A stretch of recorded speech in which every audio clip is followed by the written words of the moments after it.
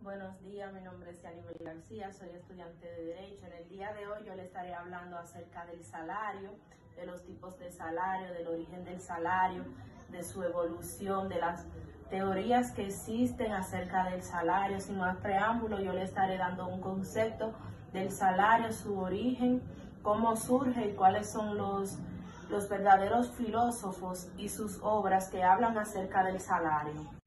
El salario. El salario es el elemento monetario principal en la negociación de un contrato de trabajo. En su sentido más estricto se denomina salario al dinero que una persona recibe como consecuencia de haber realizado un determinado servicio, dinero que se concede de forma regular en cierto periodo de tiempo, así como lo señala el artículo 192 del Código de Trabajo. Teoría del salario. Teoría del ingreso. Esta la planteó Adam Smith en su obra La riqueza de las naciones en 1176. En ella consideró los salarios dependientes de la riqueza. Consideró que la demanda de mano de obra es la mayor ocupación de trabajadores. Aumentó en la medida en que los patrones o empleados obtienen un aumento en sus ingresos. Para Smith, sin embargo, el factor más importante de la elevación de los salarios no constituye la cuantía de la riqueza nacional, sino el continuo aumento de esas riquezas.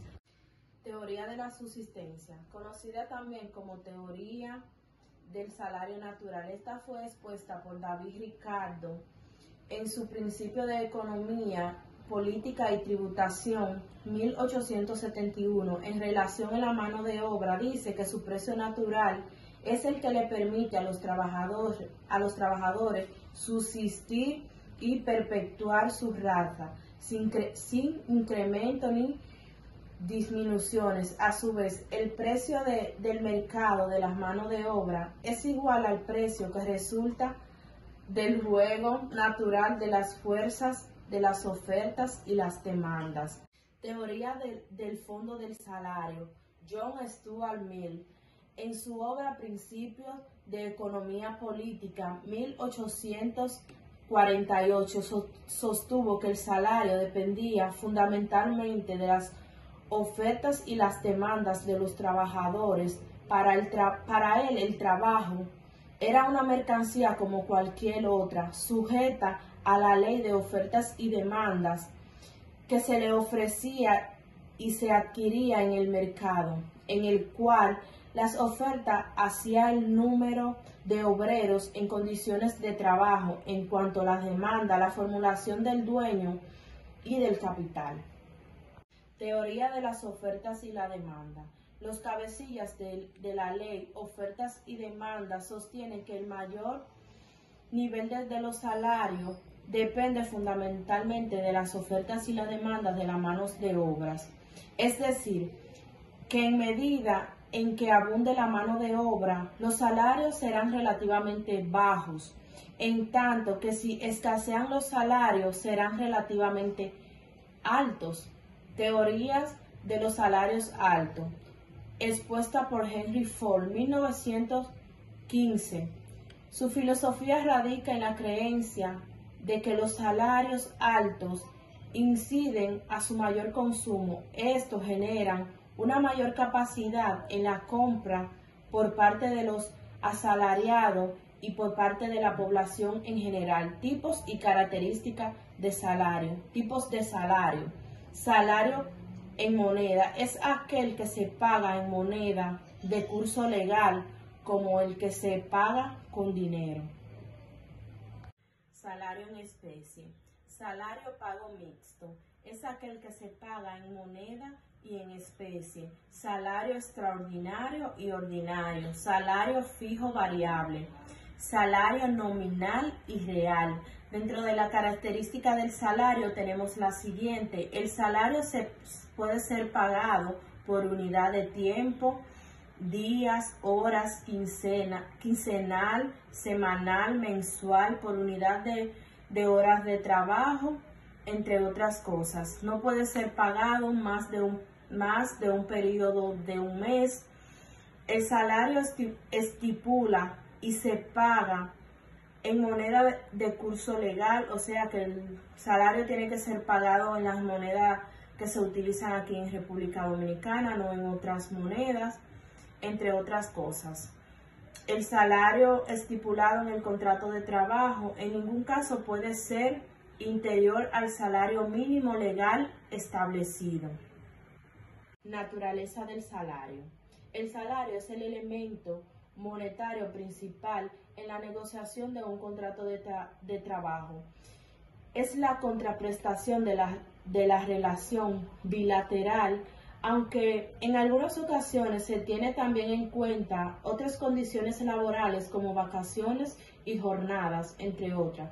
Forma de retribución y privilegios del salario. Forma de retribución. El salario debe de ser pagado con dinero en efectivo, por días, por semanas, por quincena o por mes. No puede ser pagado por periodos mayores de un mes.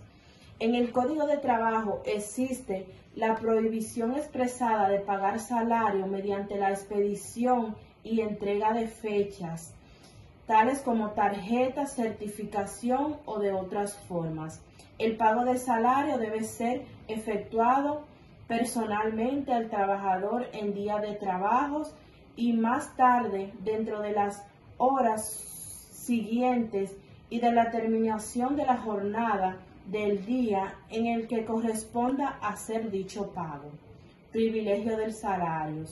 Los créditos del trabajador por concepto de salario pueden ser objeto de sección que gocen en todos los casos de privilegios sobre lo de cualquier otra naturaleza, con excepción de los correspondientes al Estado, al Distrito Nacional o al municipio. Descuentos permitidos. El pago del salario puede... Protección legal del salario. La protección legal del salario ha sido reconocida por la Corte de Casación, la que ha juzgado que es necesario admitir los salarios que dicta el Comité Nacional de Salario son asimilables a disposiciones legales. El delito de falta de pago de salario. El artículo 211 de la Ley 16-92 se castiga como autor de fraude. Se aplicarán las penas establecidas en el artículo 401 del Código Penal según las cuantías a todas las personas que contratan trabajadores y no le paguen la remuneración que les corresponda en fecha estipulada o en la terminación de la obra o servicios convenidos. Para los fines que indica en este artículo, se comprueba la intención fraudulenta por la circunstancia de no pagar a los trabajadores la remuneración correspondiente en la fecha estipulada a la terminación de las obras o servicios convenidos. Origen y evolución del salario. Origen. En los tiempos antiguos, la sal era un producto de suma importancia. La sal fue el motivo de las contribuciones de Camino desde la salitería de Hostias hasta la ciudad de Roma. Unos 500 años antes de Jesucristo, este camino fue llamado Vía Salaria.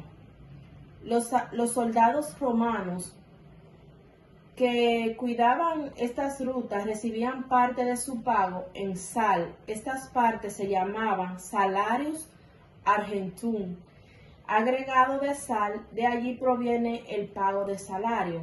En Grecia, el intercambio de sal por esclavo dio origen a la expansión no vales de sal. Es de interés notar que la sal solo se usaba para condimentar y preservar comidas, sino también se usaba como antisépticos. Evolución del salario. En la antigüedad predominaba la esclavitud. Las personas del trabajo eran propiedad de su amo. que podía comprarlo y venderlo durante la servidumbre. El siervo no pertenecía en persona al Señor, pero por derecho consuetudinario le debía cierto servicio y estaba atado a la tierra de éste sin poderla abandonar. Fijación del salario mínimo. El comité estará encargado de fijar tarifas de salario mínimo para los trabajadores de todas las actividades económicas, incluyendo la agrícolas, comerciales, industriales o de cualquier otra naturaleza que se realice en la República, así como la forma en que estos salarios deben pagarse. Dichas tarifas pueden ser de carácter nacional, regional, provincial, municipal, para el Distrito Nacional o exclusivamente para una empresa determinada. Las tarifas de salario mínimos en cada actividad económica será revisada de oficios por el comité por lo menos una vez de cada año.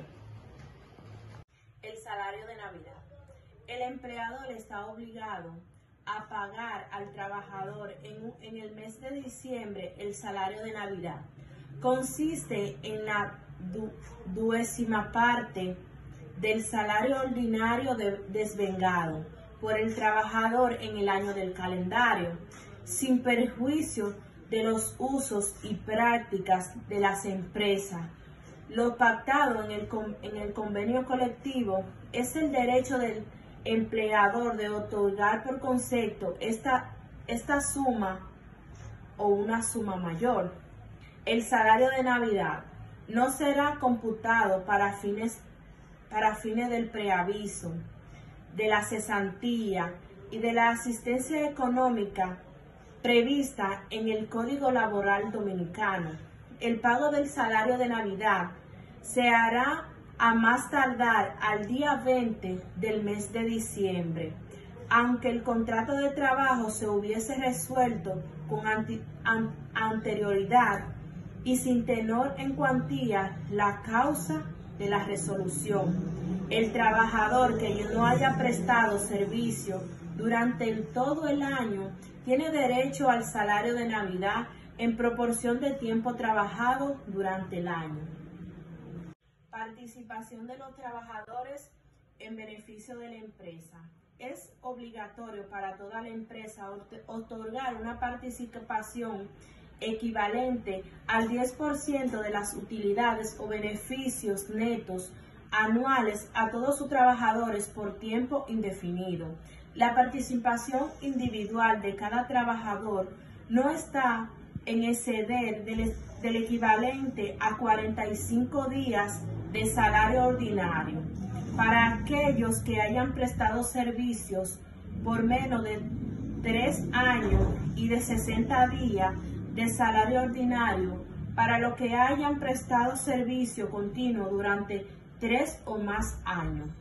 Cuando el trabajador no preste servicio durante todo el año que corresponda al ejercicio económico, la participación individual será proporcionada al salario del tiempo de trabajo. Quedan exputados de pagar el salario de participación en los beneficios. Muchas gracias. Hasta aquí fue mi exposición.